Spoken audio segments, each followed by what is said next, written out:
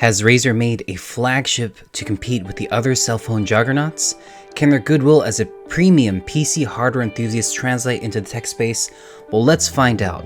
Welcome to the cult of Razer. Right out of the box, the Razer team comes out swinging. Like a sharply honed blade, the Razer Phone 2 refines every element of its predecessor with a new design and improved features for incredible dual experiences, a flagship phone for everyday use, and a powerful gaming phone for immersive gameplay. Let's talk specs. They've seriously packed a punch in this year's model. It features a 5.7-inch igzo display, similar to their laptop line, 1440 by 2560 resolution, a 120Hz refresh rate screen, their biggest differentiator, and it runs on the latest Qualcomm Snapdragon 845 2.8 GHz processor and sports a whopping 8GB of RAM, the highest of any Android in 2018. New dual 12 megapixel lenses with Sony IMX sensors and a massive 4000 milliamps battery that supports QuickCharge Plus. The front features two Dolby Atmos dual front-facing speakers that support HDR 5.1 surround sound, and it has 64GB of onboard storage, which can expand with up to a terabyte in external storage. Oh, and to top it off, it's IP67 water resistant with a glass back with the Razer chroma logo with over 16.8 million colors, all at a very fair price point of only $800. It really shows that the Razer team is giving their all to mobile. Now all this translates to a 50% brighter panel compared to last year, the best and silky smooth LCD on the market at 120Hz both input and refresh rate for no lag gaming, and a powerful multitasker at 8GB of RAM, extremely long all-day battery life in my personal daily use at 4000 milliamps, and a sleek and sharp look with an aluminum glass back design with the Razer logo. This is top tier, on par with another flagship, the Galaxy Note 9. Now, display differences aside, they both feature a Qualcomm 845 processor, a 4000 milliamp all-day battery life, and the base model for the Note 9 is 128 gigs while the Razer Phone is 64 gigs, but the expandable storage in the Razer Phone is a terabyte, whereas the Galaxy Note 9 is only 512 gigabytes.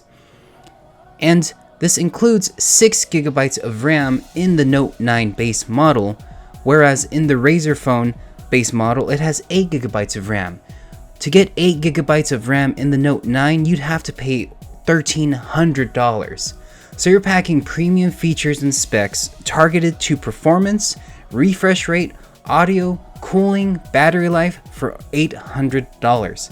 And I'd say that's incredible in a market packed with $1,000 plus phones. Real world use. Design. Let's start with the design. Glass backs are great and all, but man, is this thing slippery, and you'd be hard pressed to find a Razer Phone 2 case on Amazon. You have to stick with Dbrand or the Razer official store for that. But wireless charging is standard, and I get it.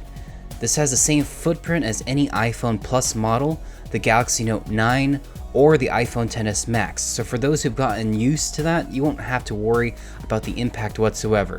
It's square, but has very smooth rounded out edges, and it's very comfortable to hold in your hand. It's very sleek, with a fingerprint sensor on the right side of the display, and two up and down volume notches on the side. The finishing touch is the Razer chroma logo itself, and as a Razer enthusiast, of course I want chroma in anything and everything. But really, you won't look at it at the logo as much as you'd like because you're always staring at the front of your phone.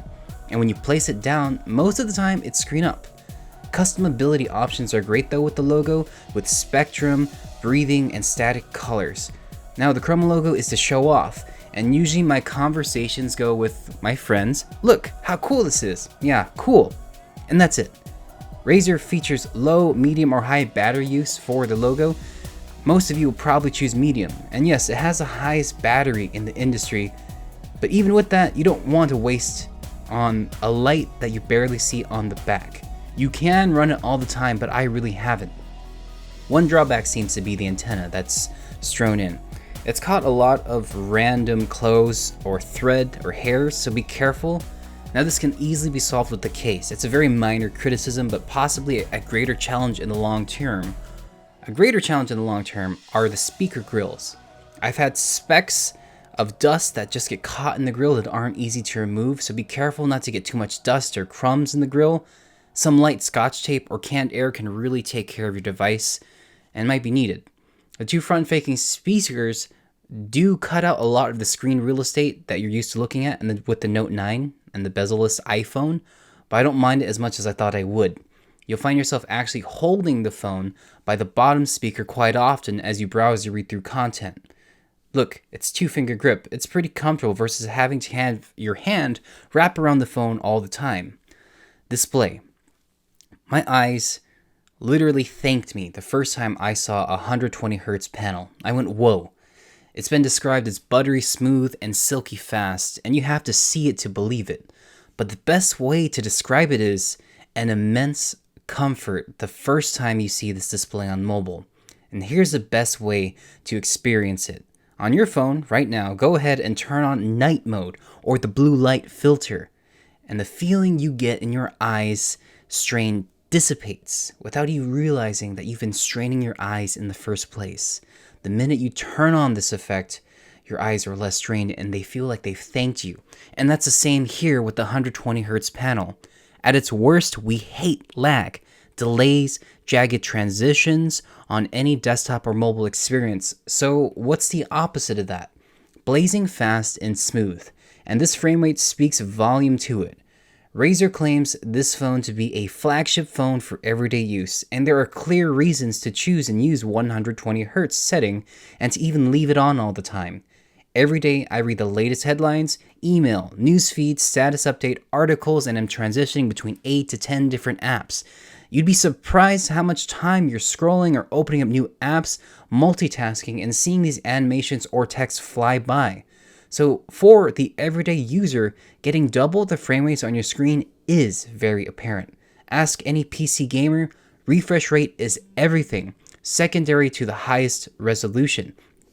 And they'd even prefer those high refresh rate monitors for everyday use. It's my favorite thing about this phone, even as I've gotten used to the refresh rate over time. Now, a clear drawback is the LCD panel. Coming from the iPhone X, the backlit LCD panel looks dated, especially showing darker black images, and even at 50% brighter than last year, it's nowhere near as bright as the Galaxy Note 9 or the iPhone in daylight. But this is a trade-off I'm willing to take.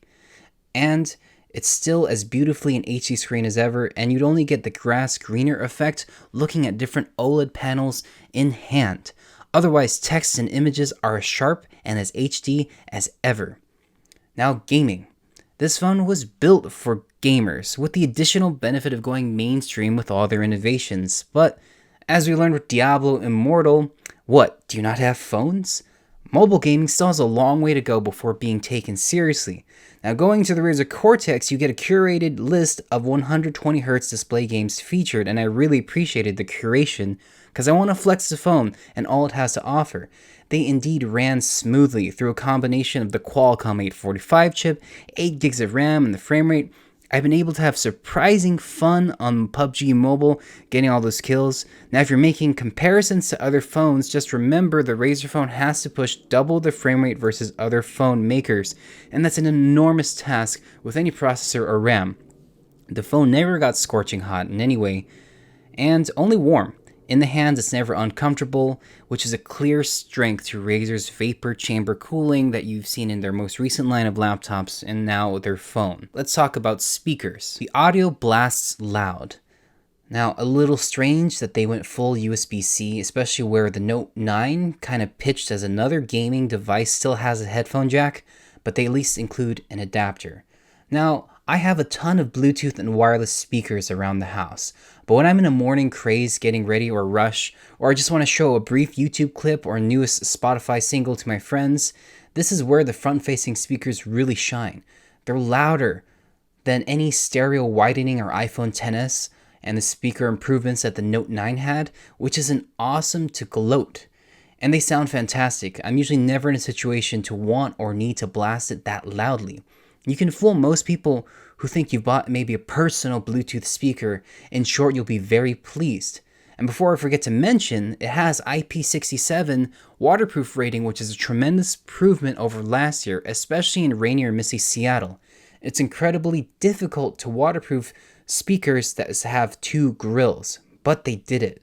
Some drawbacks are that they went full USB-C, and as speakers aren't really particularly helpful while you're in transit on the bus, and you get these weird slight popping sounds while switching through apps. I don't know if the software recognizes that as an audio transition, enough for me to notice while reviewing, but not enough to get annoyed at. I expect this to be fixed with a simple software update. Now, speaking of software, Razer does its best by letting the stock Android run through, and that's an amazing benefit. Just like their laptop hardware, they have no qualms building a few custom apps, but really letting the OS shine through. Believe me, I love Samsung too, coming from the Note 8 last year, especially the Samsung Health and the backup apps, but letting stock Google Photos or Gmail as your native client, messages just run really allows the phone to shine, similar to the success of the Google Pixel line. It runs a light beam Nova launcher, and that's always been a staple of Android hardware in terms of launchers that you can make custom gestures. More OEMs should really follow suit with Razer's example and entrusting Google and Android stock experience. Now for the camera. No, the cameras aren't going to be as good as the iPhone XS Max, Pixel 3, or the Note 9, but they're a major improvement over last year. I did a camera test between the three, and while taking photos and looking at their respective screens, at the moment the Razer phone looked like it couldn't keep up. But actually looking at the three photos objectively on a separate sRGB certified monitor, I was pleasantly surprised. Can you guys tell the difference between these photos? Sony lenses have done a great improvement over last year's model, and I'll leave it up to you to decide the quality here. I think they're good enough. Unfortunately, I'll have to lean on the iPhone to come out on top if I want to take photos, but this is more than enough to take great photos and get you by.